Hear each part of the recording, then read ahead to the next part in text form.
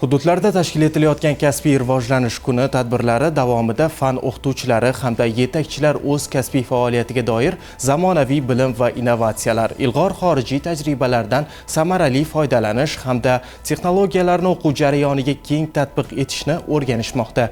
Navbatdagi lavha shu haqda. Mazkur trening tabiiy fanlarni o'qitishda STEAM yondashuvini samarali qo'llash mavzusiga bag'ishlandi. Trening davomida yetakchilar mazkur bilimlarni qanday va qay o'rinlarda qo'llash bo'yicha kerakli bilimlarga ega bo'lishdi va bir qancha loyiha ishlarini amalga oshirishdi. Kasbiy rivojlanish kuni, kasbiy rivojlanish soati tadbirlari juda ham keng miqyosda olib borilyapti.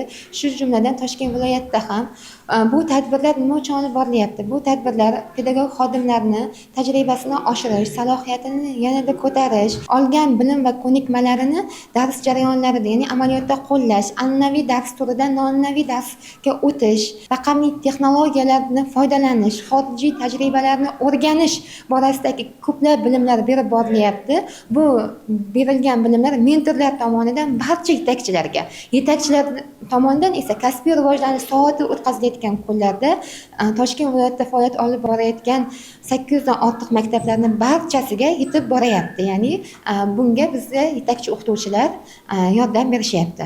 2025-26 o'quv yili uchun kasbiy rivojlantirish kuni va kasbiy rivojlantirish soatini o'tkazish uchun o'quv reja asosida 36 soat ajratilgan, ya'ni 12 moduldan iborat bo'ladi. Bu mavzularning asosiy maqsadi zamonaviy darsni tashkil etish, ijodkorlik, olgan bilimlarni real hayotda qo'llay olish, jamoalarda hamkorlikda ishlash qobiliyatini shakllantirish, ya'ni umumiy qilib aytganimda o'quvchilarda 21-asr ko'nikmalarini shakllantirishdir.